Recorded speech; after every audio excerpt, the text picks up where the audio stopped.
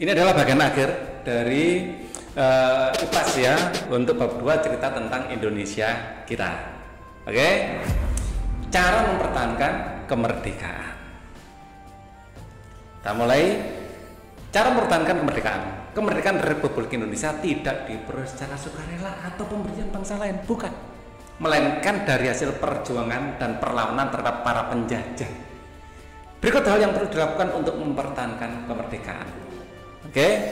Satu, menumbuhkan rasa cinta kasih sebagai bangsa Indonesia, diantaranya dengan cara sebagai berikut. Ya, satu, mengenal Indonesia dengan melakukan kunjungan ke berbagai wilayah Indonesia. Kalian tahu ini di mana? Ini adalah di Raja Ampat. Indonesia memiliki banyak sekali tempat-tempat yang sangat indah dan kita harus tahu itu sehingga kita semakin mencintai Indonesia. Ya, mempelajari sejarah bangsa dan mengambil berbagai hikmah yang ada di dalamnya. Ini adalah Museum 10 November Surabaya. Dengan melihat museum ini kita bisa melihat bagaimana para pahlawan kita mempertahankan kemerdekaan dalam melawan penjajah. Luar biasa. Ya, mempelajari dan melestarikan berbagai budaya dan kesenian bangsa sendiri. Kita mempelajari wayang, di situ banyak sekali kearifan. Ya, banyak sekali pelajaran-pelajaran moral yang kita dapatkan dari cerita wayang itu. Dan ini adalah bagaimana nenek moyang kita menuturkan sikap-sikap baik untuk dijalankan oleh keturunannya. Ya, menjadikan Indonesia sebagai negara maju, diantaranya sebagai berikut. Ya, berprestasi di berbagai bidang agar diakui dunia sebagai bangsa yang unggul, yang pandai matematika melalui jalur matematika, yang pandai musik melalui jalur musik, yang melalui pandai olahraga jalur olahraga. Semua dengan jalurnya masing-masing, tujuannya satu, yaitu mengharumkan nama Indonesia. Belajar dengan giat menjadi penerus bangsa yang bisa diandalkan untuk kemajuan bangsa. Walaupun belajar itu bikin kita ngantuk dan itu sudah rahasia umum, tapi semangat para pahlawan harus ada di dada kita. Kita harus melawan rasa kantuk itu, melawan keterbatasan, melawan apapun ya yang menghalangi jalan kita untuk belajar dengan lebih baik. Meningkatkan kualitas produk Indonesia agar tidak kalah dengan produk luar negeri, sehingga produk Indonesia bisa menguasai dalam dan luar negeri. Kita mampu loh bikin mobil sendiri. Ini adalah mobil buatan Pindad, buatan dalam negeri ya. Yang waktu video ini dibuat sehari sebelumnya, di berita itu presiden kita memberitakan semua menteri pakai mobil ini. Nah, itu contoh teladan dari pemimpin ya, seperti itu ya. Jangan pakai mobil impor dong ya. Kemudian beberapa peristiwa penting yang terjadi menjelang kemerdekaan, diantaranya perang Asia Pasifik yang akhirnya Jepang menyerah pada sekutu setelah Nagasaki dan Hiroshima dibom oleh sekutu. Peristiwa Rengas Dengklok ya, begitu Jepang menyerah tanpa syarat, pemuda-pemuda kita tahu dan memaksa ya Soekarno, mendesak Soekarno agar segera memproklamasikan kemerdekaan. Peristiwa perumusan teks proklamasi, kemudian peristiwa pembacaan teks proklamasi oleh Soekarno-Hatta atas nama bangsa Indonesia. Ya, Indonesia merdeka pada tanggal 17 Agustus 1945. Oke. Kemerdekaan Indonesia diperoleh dengan cara perjuangan dan pengorbanan, bukan melalui pemberian bangsa lain. Memang ada yang diberi bangsa lain, ada ya, tapi bukan Indonesia. Oke.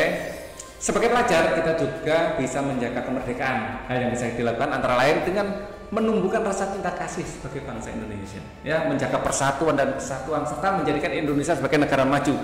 Bagi kalian, untuk menjadikan negara Indonesia sebagai negara maju, apa yang harus dilakukan? Belajar dengan giat, rajin, ya, seperti itu. Nah, cerita tentang Indonesia kita, kedatangan bangsa Eropa. Ya, Indonesia dulu terkenal dengan rempah-rempahnya, menarik banyak pedagang dari Eropa untuk datang ke Indonesia. Pertama Portugis datang, diikuti Spanyol, kemudian Belanda, dan diikuti Inggris.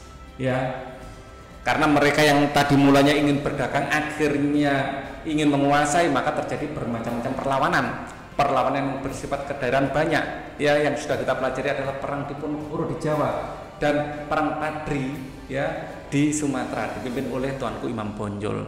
Ya, karena kita selalu gagal dalam perang kedaerahan, maka muncul pergerakan nasional. Contoh organisasi yang muncul adalah Budi Utomo, Syarikat Islam, Indis Partai, Taman Siswa, Perhimpunan Indonesia. Nah, ini melahirkan apa? Peristiwa Sumpah Pemuda pada tanggal 28 Oktober 1928. Ya. Kemudian perlawanan saat penjajahan Jepang berakhir dengan peristiwa apa? Pengeboman. Tanggal 6 Agustus 1945 Hiroshima dibom nuklir.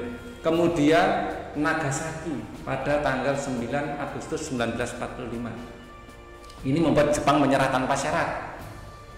Karena Jepang menyerah, padahal Indonesia sedang dijajah Jepang, Indonesia sedang tidak ada yang menjajah, ya. Akhirnya terjadi peristiwa, ya, kemerdekaan kita itu. Peristiwa menjelang proklamasi, ya. Pertama peristiwa bom atom Hiroshima dan Nagasaki. Para pemuda kita dengar. Lalu, kemudian Jepang menyerah tanpa syarat, ya. Lalu berita ini didengar oleh pemuda kita, sehingga terjadilah peristiwa Rengas Dengklok, ya. Pada saat pemuda kita menculik Soekarno dan mendesaknya agar segera memproklamasikan kemerdekaan Indonesia. Nah, kemudian setelah terjadi perdebatan sengit, akhirnya diputuskan tanggal 17 Agustus proklamasi. Teks disusun di rumah Laksamana Maida, ya. Kemudian kakinya dibacakan di kediaman Soekarno. Keteladanan dari pejuang dan sikap para pahlawan apa? Ya, yang jelas cinta tanah air, gigih pantang menyerah, rela berkorban, menjaga persatuan dan kesatuan.